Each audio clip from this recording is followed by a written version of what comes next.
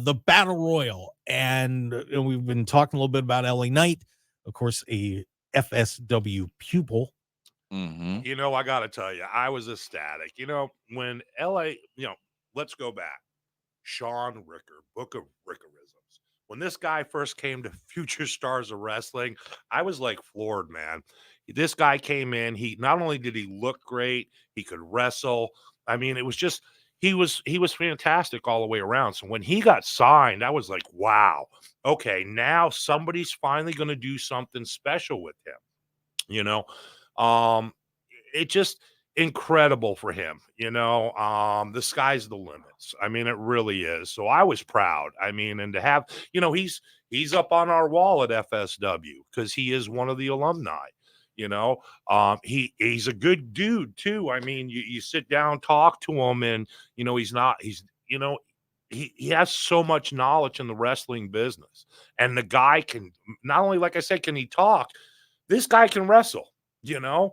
I mean, he eats right, he trains. I mean, just all around athlete. So last night was special for FSW, to see him, do what he did. Kudos. So David, what did you think about the Battle Royal overall, though? I think like with any battle royal, it's whatever. But I mean, unless there's like a huge story, we knew going into this. Like when we talked about it last week, it was like, who's in the battle royal? I don't know. And it said Sheamus and LA Knight, and we were like, oh, okay, so that's gonna be the whole cusp of what's happening here. So I mean, it was whatever. I mean, obviously to see him go over, but again, we expected that. And I think that wrestling fans want what they expect all the time, or else they're not happy. And then when you get it, you're like, it was whatever, Yeah, the only and I mentioned last week that I was tired of seeing him lose, and it's good that he finally got a decent win. But it's a battle royal. Yeah, let's get him into a feud with somebody. Well, that's what they need to do. There's no doubt about it. He hasn't had one. He needs a good storyline to push him to that next level. Let's hope that they get it and they do what they got to do.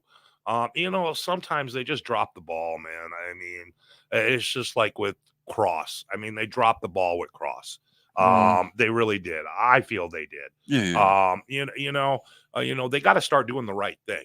And they're just lacking. I don't know what's going on, and But then also there's a such thing as patience. Like again, everybody wants what they want right now. It's like there's a build. They already even said was like, okay, after SummerSlam, we're going to give this guy a push. If you listen to the commentary team, the way they put him over, it's like they're not blind to it. There's been situations where they don't even address how over somebody is.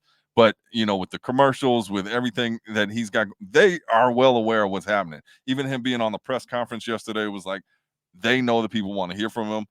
They hear the reaction. From what I hear, he's got top 4 out of 5 merch sales for t-shirts.